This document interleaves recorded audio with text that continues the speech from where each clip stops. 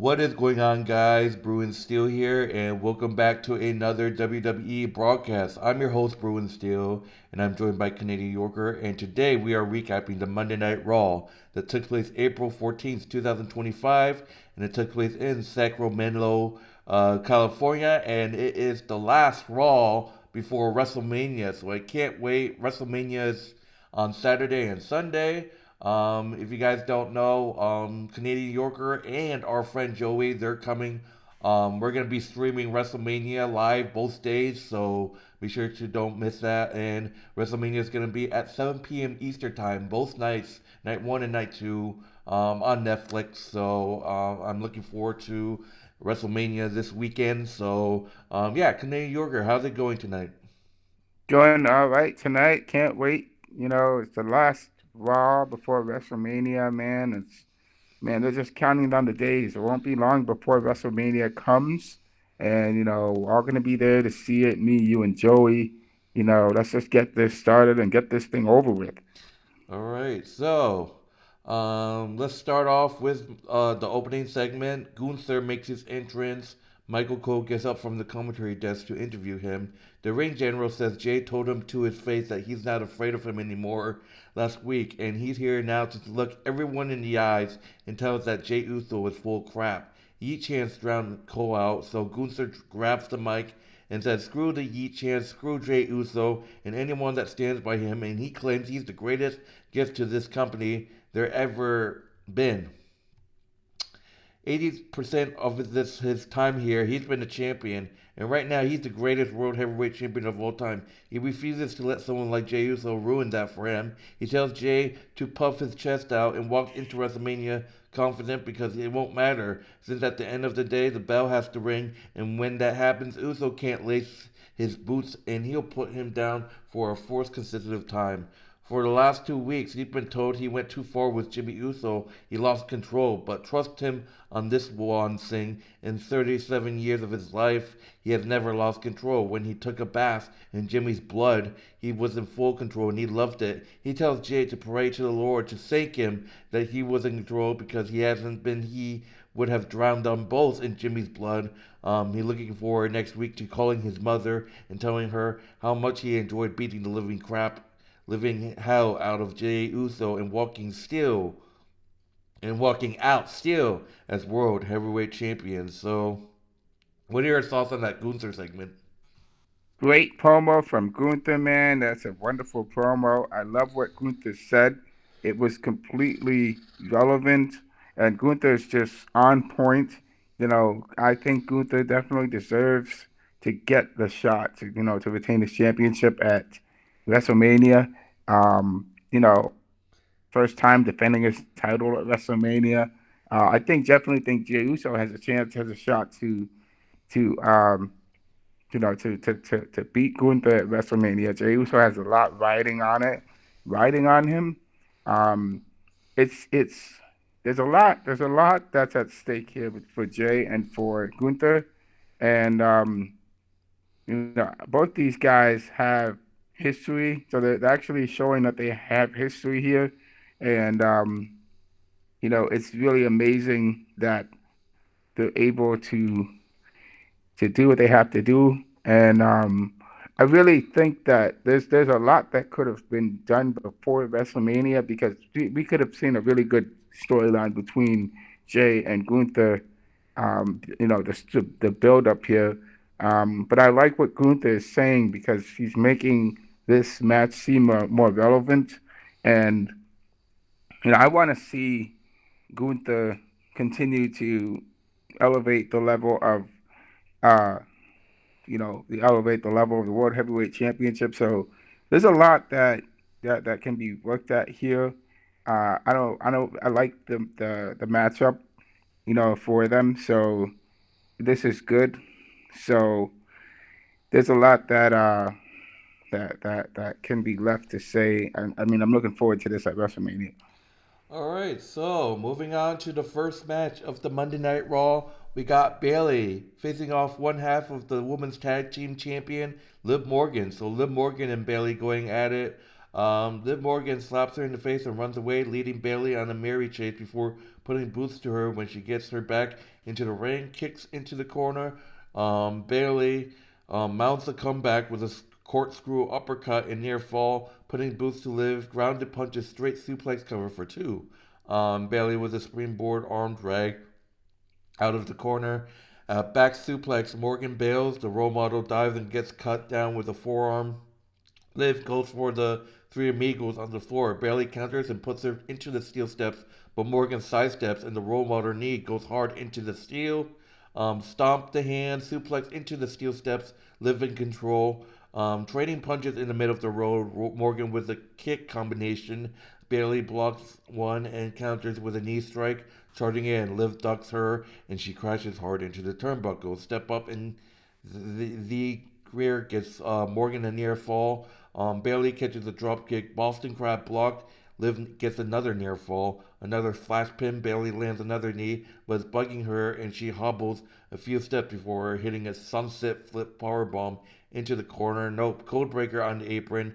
Bayley to the floor. Liv blasts her with a kick and follows after.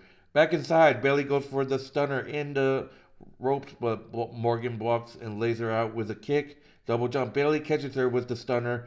Bayley to belly follows, slow to cover, and Raquel Rodriguez puts her pal's foot on the ropes. Lyra Valkyria attacks to even the odds, and Raquel lays her out with a boot. Bayley hits the stunner on Rodriguez. Lung blower by Morgan. Morgan tried to go to for Oblivion, but it was denied with a little help with Lyra. Bayley sneaking a jackknife pin to get the excuse me. Bayley sneaking in a jackknife pin to get the win with Lyra's help. Bayley defeats Liv Morgan by pinfall. What are your thoughts on Bayley defeating Liv? I just don't understand why in the world are Bayley and Liv Morgan, why are they why are they fighting right before WrestleMania? This doesn't make any sense. It's just the booking for this is terrible. They could have had some other person. They could have had some other matches here, but we're like 5 days before WrestleMania. It doesn't make sense that they should be, involved in a match right before WrestleMania. It's just ridiculous that I can't believe that they're gonna have Bayley versus Liv Morgan, and right before WrestleMania. We're at 5 days before WrestleMania. They could have had someone else face Liv Morgan or Raquel Rodriguez, or had some other match there. It's just crazy. I wish things could be different, but it is what it is. All right, so moving on to the next match, we got Julius Creed, one half of the Creed brothers versus Rey Mysterio. Mysterio with a go behind.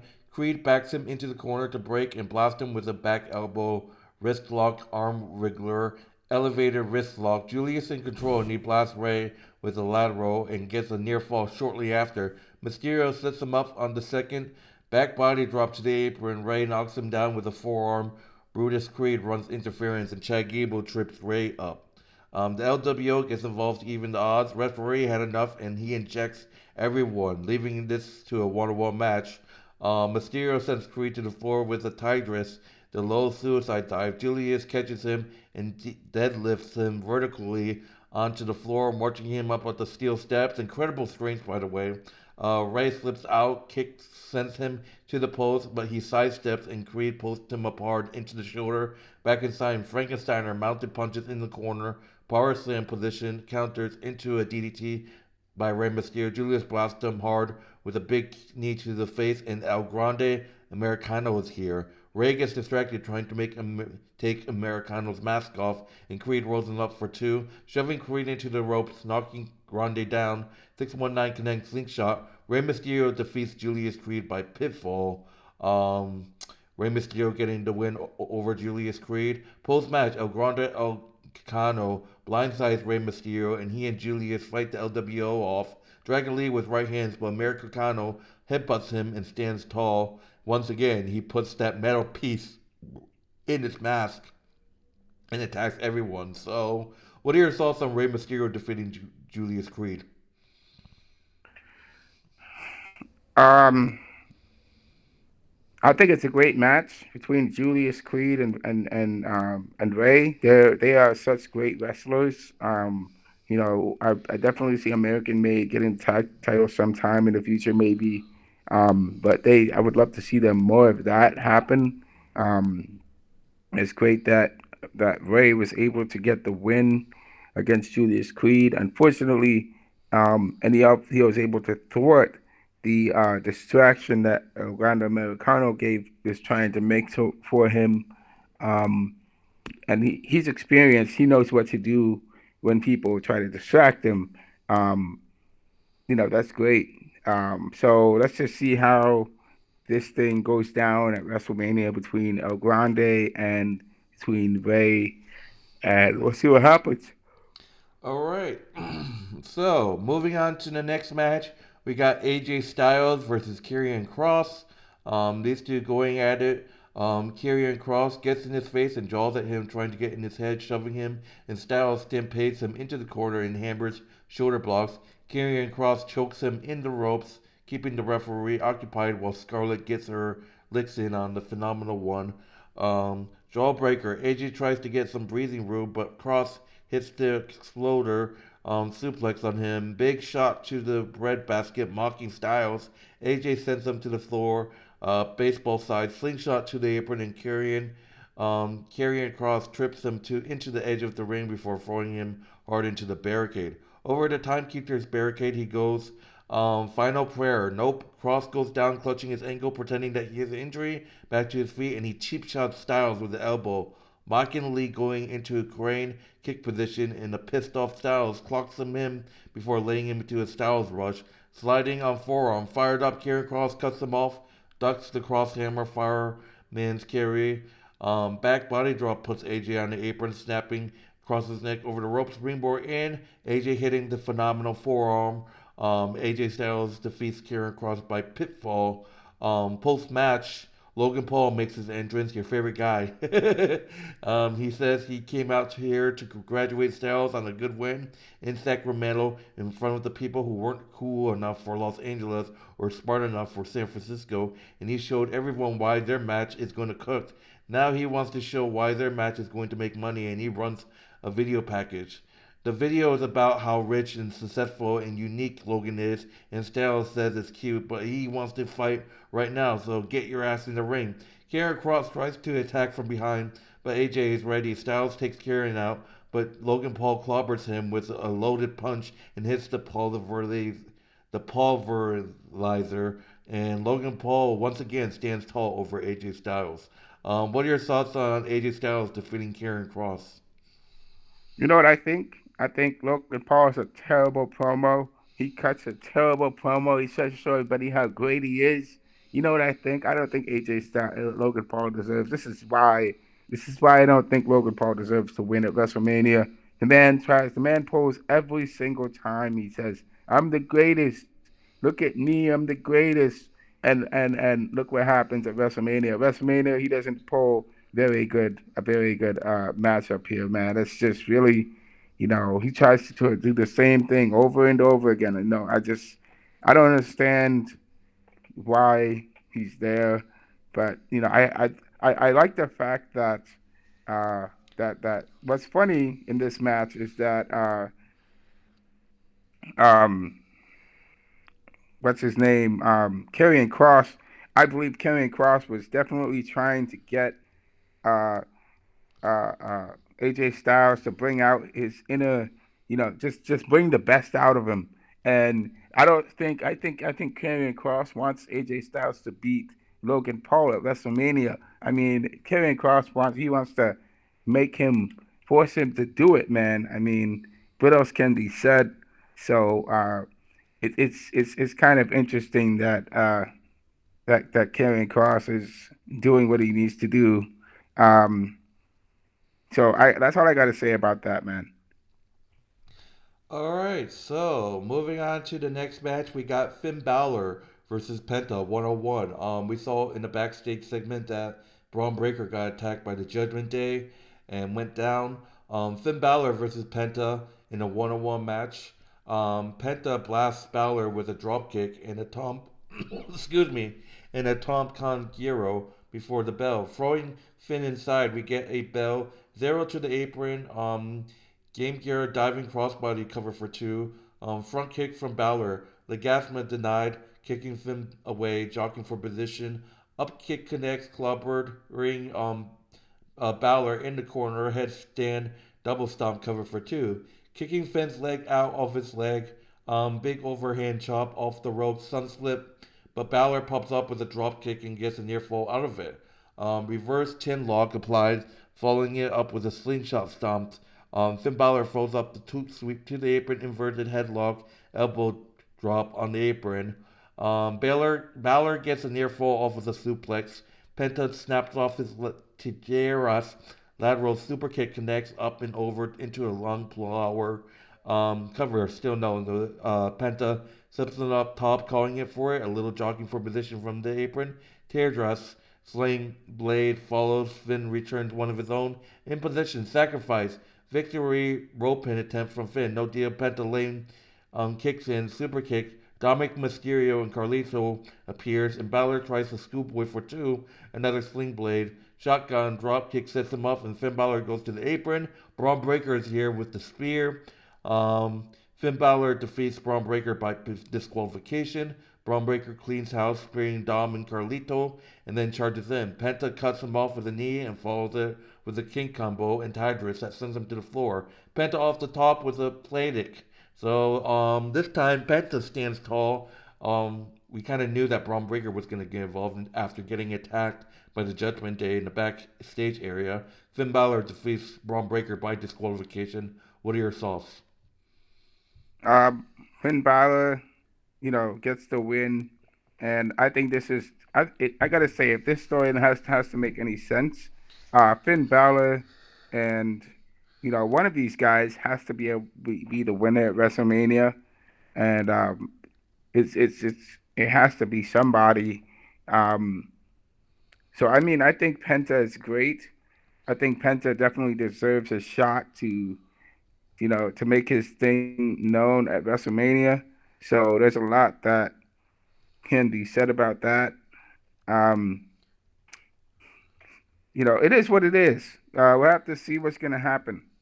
So, All right, so moving on to the main event, we got Roman Reigns making his entrance. Roman Reigns cold shoulders past Paul Heyman to get a mic from the member of the production crew. Roman Reigns asks Sacramento to acknowledge him and says the whole world understands how much they love their tribal chief and that they would never betray him. But not everyone is like him. Some people will betray him, you see, and asks Sacramento for guesses as to who he's talking about. Roman addresses Paul directly, asking his wise man how he could betray him as the crown lodges in with "you fucked up" chants, which Roman asks him to speak up to make sure Heyman can hear them. Paul says it was not a betrayal. He paid back a favor that he owed. Roman says that he must be confused because the way favors usually work is you pay it back yourself. It feels like the only person getting screwed here is him, and if there's one thing you know about Roman Reigns, he ain't ever going to ask for a favor. No, he takes what he wants, and he doesn't owe a favor because he didn't ask for help. So tell him how he's supposed to cover the Tad for Heyman's dumbass favor. They get interrupted by Seth Rollins. He joins in the fun, saying Roman is finally getting it after a decade, putting the pieces together all by himself, and he's the only missing one little piece, but it's too little. Too late because Seth Rollins still has to end him at WrestleMania, and for the same reason it's always been, because it's the right thing to do. This triple threat match is the biggest, most important such match in the history of wrestling because the winner defines the future of their industry. He said if this business is full of people like Roman, who only wants to show up and when it's convenient, and it's full of those guys, it dies. And CM Punk is no good because he took his ball and went home, and it's full of guys like him, it dies. But if it's full of people like himself who sacrifice for what's best for business, then it will thrive. There can only be one, and it's got to be Seth Rollins. And as the piece that Roman hasn't figured out, well, favors don't happen by chance. There's a choice. He chose not to put Paul Heyman into the hospital last week, and he gets to choose whether or not he repays the debt. And seeing as Heyman is a dishonorable scumbag, Rollins expects nothing from him. Paul isn't in CM Punk's corner at WrestleMania by chance. He has to make a choice, and so he's choosing Punk over Roman. And what Roman needs to ask is why he'll do that. Roman admits Seth is right and says Heyman has made his choice and he made his. Reigns attacks Rollins, lays him out, and sends him to the floor. Joyly as Paul Heyman acknowledges Tribal Chief, but Reigns pie face him and shoves him to the mat. CM Punk makes the save and sends Roman over the ropes with the punches. CM Punk checks on Paul Heyman, who is shaking and said he's in shock, and Punk turns around. Roman Reigns with the spear, grounded punch to the headbutt. Rollins returns with a chair to the back. It's 2014 all over again. Once again, Rollins once again steel chair to the back of Roman Reigns like he did years ago when they broke up the Shield. Blackout on Punk and blackout a curve stomp on Punk and then a curve stomp on Roman. Paul Heyman stares at Rollins in fear, cowering in the corner. So that would do it for the main event. Wow. So Seth Rollins standing tall after a steel chair shot to the back to Roman Reigns and two stomps on Punk and then Roman. What are your thoughts on that segment? What makes it interesting for this segment is that I think Roman Reigns is getting pissed off and getting fed up with with seeing what's going on with Paul Heyman.